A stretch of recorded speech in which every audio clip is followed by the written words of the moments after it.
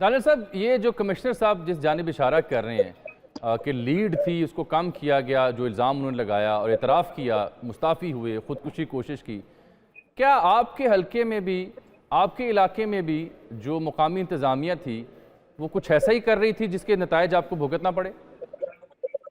बिल्कुल, ये 100% दुरुस्त है। और ये एक तो वो काम है जो अब आम ज़ुबान हो गई है जी, फॉर्म 45 फॉर्म 45। जो फॉर्म 45 से पहले हुआ है वो उसका कौन हिसाब देगा? जो गिरफ्तारियां हुई हैं, जो लोगों के घरों में छापे डाले गए हैं, जो पेट्रोल पंप सील हुए हैं, जो शादी घर सील हुए हैं, जो अस्पतालों में नोटिस दिए गए हैं, जो फाइन्स हुए हैं, जो लोग ये जो हमारे जो पोलिंग एजेंट थे उनको जो थानों से फोन गए हैं कि अगर आप पोलिंग स्टेशन पे आएंगे तो आपको गिरफ्तार कर लेंगे, उन चीजों का कौन जवाब देगा? ये आपके साथ ही गालिबन मौज़ा सुलहरियाँ था, जहाँ 4 सहाफ़ी भी तशद्दुद का निशाना बने, दिलशाद शरीफ और दीगर। यानी सहाफ़ियों की पिटाई हो गई आपकी इंतखाबात के हंगाम।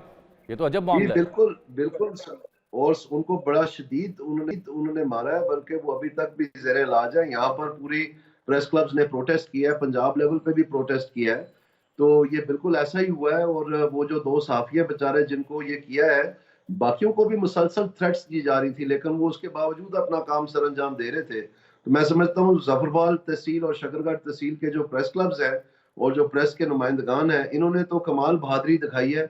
इन सारे हालात में जब इलेक्शन हो भी गया था तो उसके बाद 2 दिन 9 और 10 जो वीकेंड था उसमें रात सुबह 4:30 बजे तक जो है वहां पर थैले खोल के तो रिजल्ट की दुरुस्तगी की जा रही थी, क्योंकि फॉर्म 47 के साथ जाहिर बात है जो पीछे बैग्स थे वो तो मैच नहीं कर रहे थे। तो ये अमल जारी रहा है 3-4 दिन लगातार, और फिर वो वहां से फिर रिकॉर्ड जो है रिमूव हम्म। कर लिया गया है। दानिश तो साहब, ये तो उस वक्त भी इन्होंने रिपोर्टिंग की, रात के 4:30 जी बजे भी जो गाड़ियां आ जा रही थी। दानिश साहब, क्या ये बात दुरुस्त है कि इंतखाबात की रात या उससे पहले 1-2 दिन आपको कोई पेशकश की गई थी किसी ख़ास हवाले से और आप शायद नहीं माने?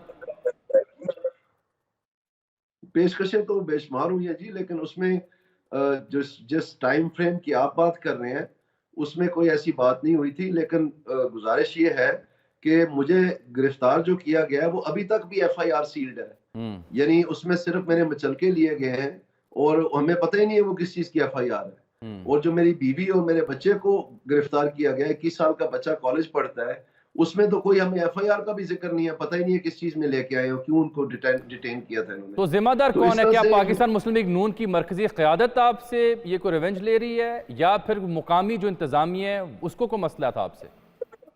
नहीं जी, इसमें जाहिर बात है मुस्लिम लीग नून मुकम्मल तौर पर मुलव्वस थी इस काम में। वही तो बेनिफिशरी हैं। हम्म। और उन्होंने ही तो ये इलेक्शन जो है ना स्टील किया है। और इसमें जो एंड रिजल्ट है, ये बात अभी मुकम्मल नहीं हुई है।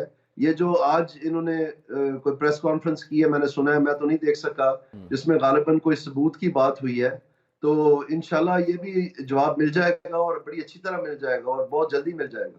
तो आप क्यों नहीं अपने इलाके के सबूत मंजर आम पे ले आते? मीडिया बुलाएं, दिखाएं उन्हें। जी इंशाल्लाह वो चूंकि ये प्रोसेस जो है इसका असल असर जो है वो पिटिशन के जरिए होना है। तो उसके बारे में मैं वकीलों के साथ मशावरत कर रहा हूँ। इंशाल्लाह वो बहुत जल्दी इसको सामने लाएंगे। दानिश साहब, आपने भी एक अरसा सियासत की है, आपके अहले खाना भी लेकिन गिरामी में लेकिन है। एक बात माफ करना मैं कहना चाहूंगा कि कहिए। बड़े तरीके से वो जो 3 दिन है रिकाउंटिंग के इलेक्शन के बाद 3 दिन के अंदर अंदर आप रिकाउंटिंग की दरखास्त दे सकते हैं, यहाँ hmm. Before consolidation, hmm. Before issuance of form 47। तो वो दरखास्त भी हमने दी थी। और उस वक्त उन्होंने मुझे अपीयरेंस इन पर्सन आपने करनी होती है, तो मुझे इन्होंने गिरफ्तार रखा हम्म। ताकि जब तक फॉर्म 47 इशू नहीं हुआ तब तक मुझे छोड़ नहीं रहे थे। और जब वो इशू हो गया तो फिर मुझे छोड़ दिया।